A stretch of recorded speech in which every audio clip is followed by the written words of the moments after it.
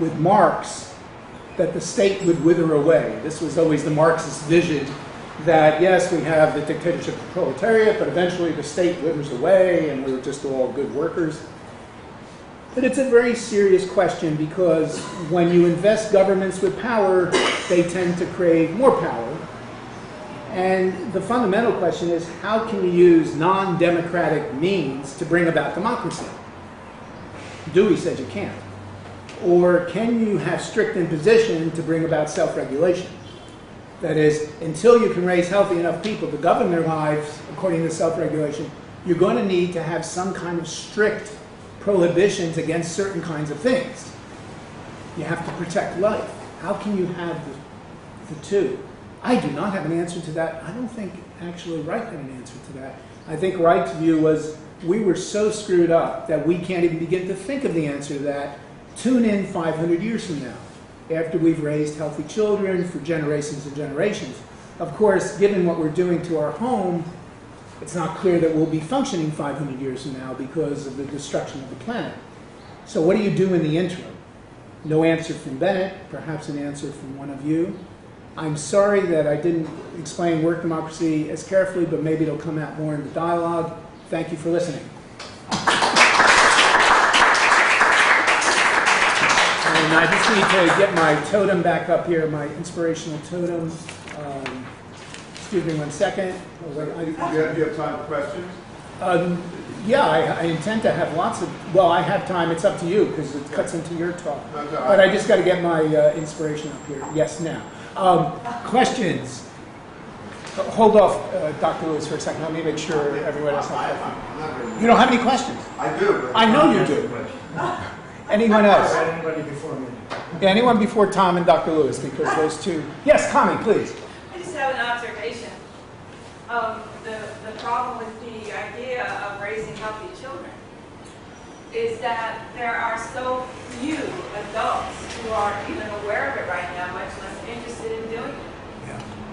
And, you know, we're dealing with a shifting picture. Like you pointed out, the environment is in such a crisis. Maybe those healthy children won't even have a world to live in.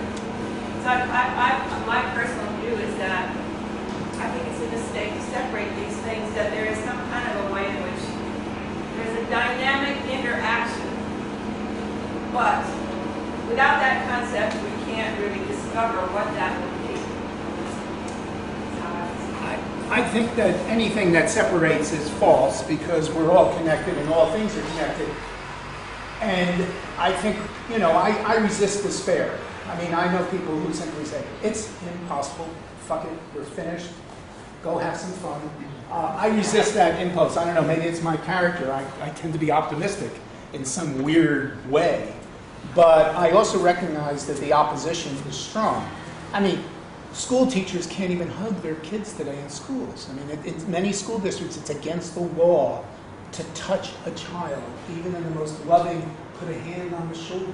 So when we're that screwed up, we're that fearful, you know, it's hard to have an optimistic or hopeful vision. Yeah, Jim, and then Jim. I mean, comments, because I think most parents dearly want to raise healthy children. Yeah. Their own personalities may get in the way. That's true. That's true. Yes, please. I'm sorry, I forgot your name. I just want to mention that, you know, in keeping with schools, the work at schools became very full of stress, dissatisfaction, unhappiness. That goes along with the idea of work. The kind of work that Dr. Rice was talking about was gratifying work. It makes you happy, where you can derive satisfaction and right. happiness. And about the idea of when are we going to be able to get, you know, more developed as a society. I had a supervisor once mention that she was talking about something that she says democracy is a process, and I think that I mean, I'm no expert, but it might reveal a little bit of light, in the sense that we're not there yet, but it's in the going back and forth, yeah. a whole bunch of contradictions. Yeah. probably society and civilization, in a sense, will find its way to a more rational. One hopes, one hopes, you know. I mean, and it's clear that Reich bought into the Austro-Marxist notion of evolution rather than revolution. Once he gave up his romance with the communists, though he claims that he was mainly using them as a springboard for sex education, which I think was partly true. The whole idea of Austro-Marxism was an evolutionary process, a long-term process, and a democratic process. They were totally opposed to non-democratic things. Tom and then Nick's sister, and then... Can I just one more? You don't like to flatter people. I know that. So Tom, and then Mrs. Nick, and then Harry. Yeah. Oh, I'm sorry. Did you want to say something? Yeah, I just wanted to, I'm sorry. There was a point where you mentioned that Dr. Reich was an enemy of the state, creating a state, was an enemy of the government. Maybe I'm not putting it correctly, but if you remember, can you elaborate on that? Well, no, he led what was known as the left opposition to the social democratic government in Vienna. He was the springboard for this revolutionary social democratic party. And it was a very short-lived party. This party lasted like 3 weeks. But it put out a newspaper. They had a blast. Yeah, they had a lot of fun in those 3 weeks. And Reich became a very popular speaker in Vienna in the early parts of 1930, huge audiences, and they're reported only in the Red Banner, that is the Communist Party newspaper. And so I think at that time he was a party member, though as I say, he was very cagey about when he joined the party. He never denied later that he had been a member of the party. But he spoke out against the social democratic government, not against the state necessarily. But he was unhappy that the Social Democrats were compromising so much with the Christian socialists. Tom, and then Mrs. Nick, and go ahead. And then Dr. Lewis. Really briefly, on the whole point of getting out of the mess. Yeah. I shared your non-despair in that there is the self-correction and healing process in nature. I mean, fundamentally, we can rest on that, and you can actually spend an hour discussing how that plays out, even though there's no recipe.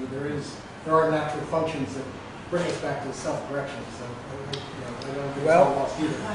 But One would like to hope that. yeah, the other thing, in part of your thesis, unfortunately, there's not time to go into this in detail, but a couple of things that you can clarify. I'm confused how you're equating, if you're equating work democracy and anarchism, and talking about anarchism as eliminating any government. In that case, what word would you use for group decision making? I mean, there's still a social organism. Just like There is definitely, the difference here is between society and state. This is a classic anarchist distinction. You can have societies without having states. And in fact, if you read human history and go back into our human roots or go to other cultures, you can see societies that don't have a structure. They don't have a political state structure. There's no constitution, laws, anything like that. So how big are some of the folks, and they would probably small. If you want to get a sense of this, read Ursula Le Guin's science fantasy, The Dispossessed, where you have these two planets side by side. One is anarchist and one is sort of like us. And she plays with these ideas. But there's a whole... Or read Homage to Catalonia. One of the great documents on this was Homage to Catalonia by George Orwell. Yeah, I mean, it's really covers it. There's a lot of literature in anarchism, and it's very rich, and I think actually you would resonate with it, with an anarchist perspective, because I think, I'm not sure. Anarcho-syndicalism, which is really what Dr. Bennett and Reich was close to. Syndicalism? Anarcho-syndicalism, which is different than the standard American concept of anarchism, which is throw another bomb at the basket. Yeah, that has nothing to do with... Why, we saw that. Here's a recently published article that may explain some of this. Next, Mom, and then I'll come back to you, Connie. I'll pass. Dr. Lewis.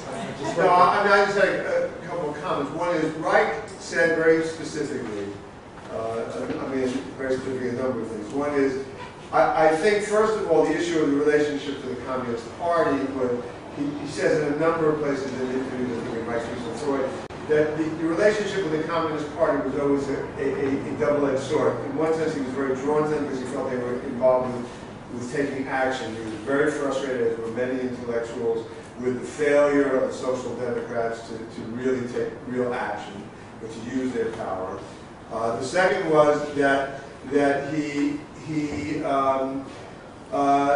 for the communists, he was very attractive because he was a big star.